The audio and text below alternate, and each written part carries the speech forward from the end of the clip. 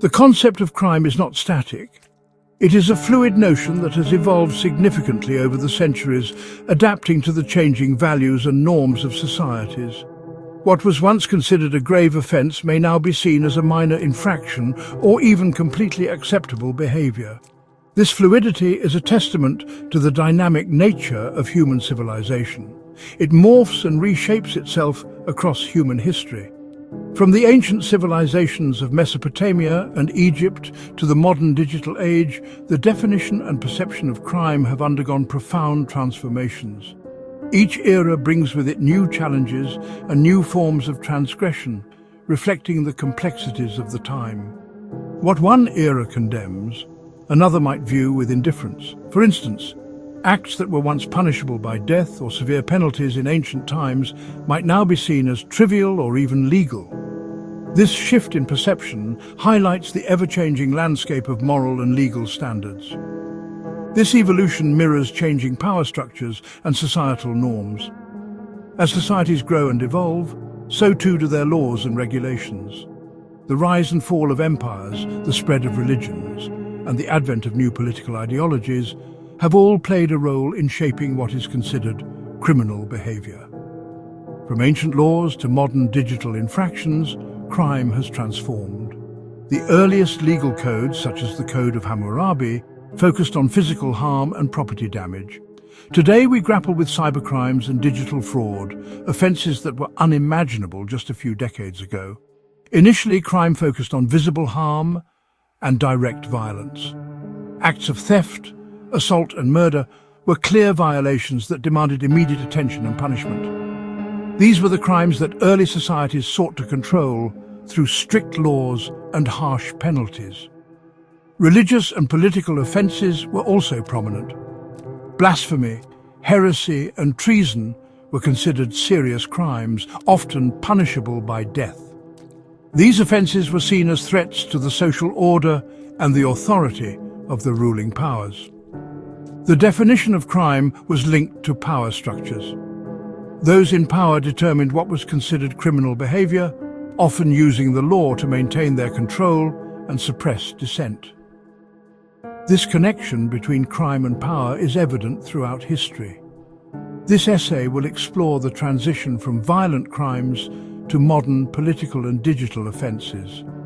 By examining the shifting face of transgression, we can gain a deeper understanding of how our current legal and moral frameworks have been shaped by the past and how they might continue to evolve in the future.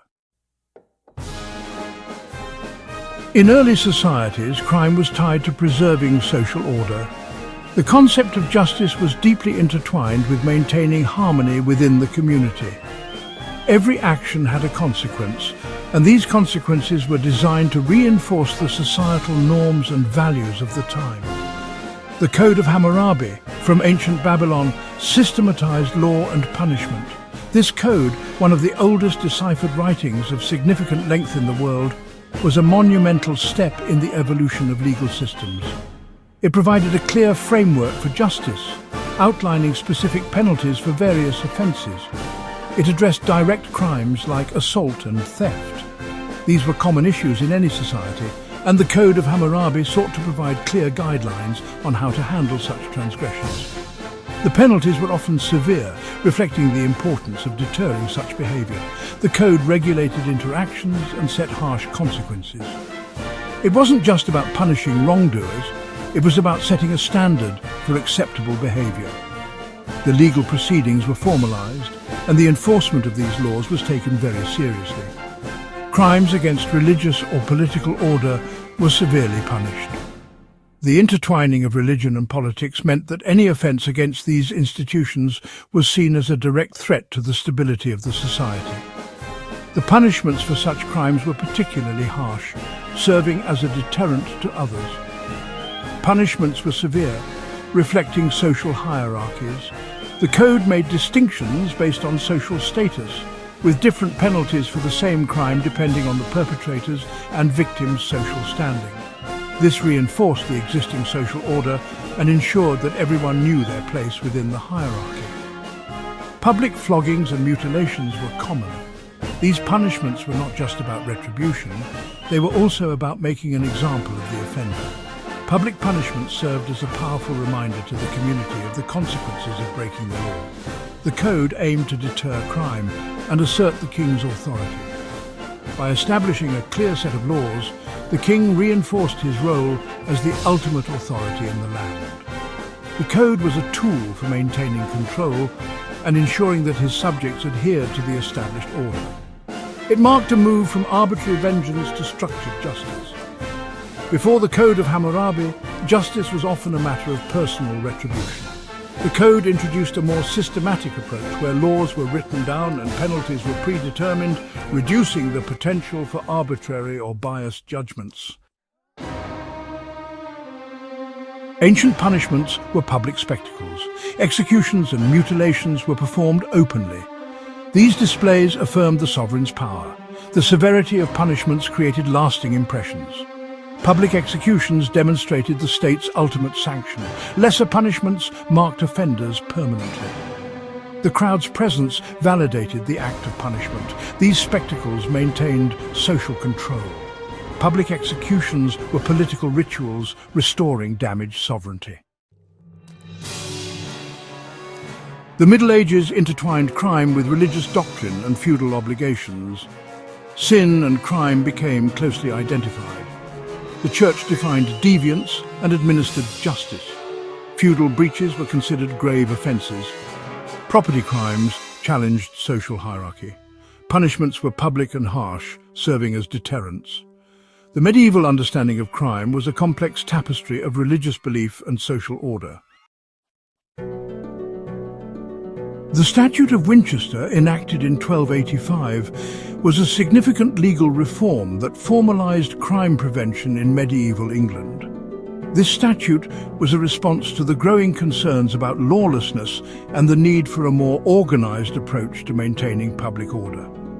It emphasised communal responsibility for crime prevention, making it clear that the safety of the community was a collective duty. Every member of the community was expected to play a role in ensuring that their village or town remained safe and secure. One of the key elements of the statute was the hue and cry, which required community participation in pursuing offenders.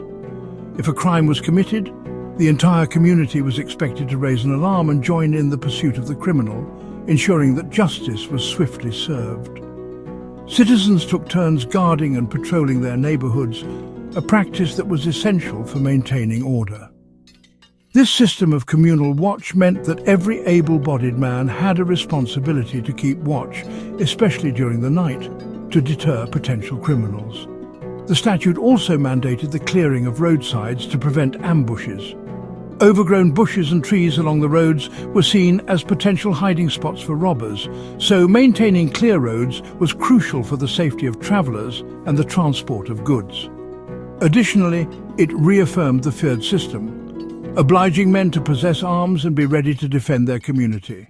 This meant that every man was required to have weapons and be prepared to join a militia if needed, ensuring that the community could defend itself against any threats. The statute marked a move towards systematic crime control, laying the foundation for more organised and effective law enforcement. It represented a shift from ad hoc measures to a more structured approach to maintaining law and order. Ultimately, the Statute of Winchester laid the groundwork for more centralised policing systems that would evolve over the centuries.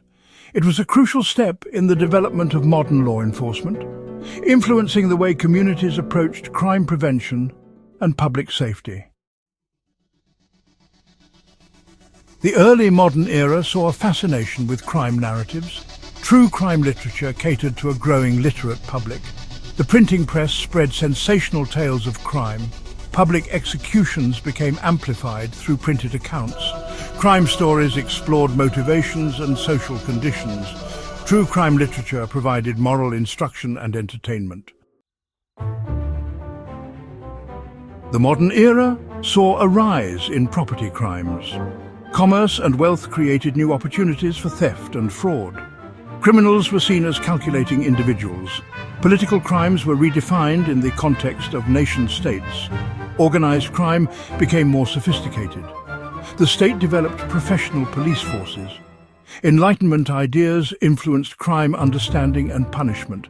The criminal became an object of study. The digital revolution birthed new categories of cybercrimes. Hacking, identity theft, and online fraud emerged. Organized crime syndicates used digital tools. Political crimes found new expression in the digital realm. Cybersecurity measures and digital forensics became essential. Technology raised questions about surveillance and privacy. The evolution of crime is now linked to technological advancements. The journey from ancient laws to digital age reveals crime's evolution. Crime definitions reflect shifts in power, morals, and technology. Each era shaped its legal frameworks and control methods. The focus shifted from violent acts to property crimes. Political crimes were redefined with state consolidation. Technological revolution unleashed new criminal possibilities. Mechanisms of control evolved from public punishments to surveillance. Understanding this trajectory is crucial for future crime control.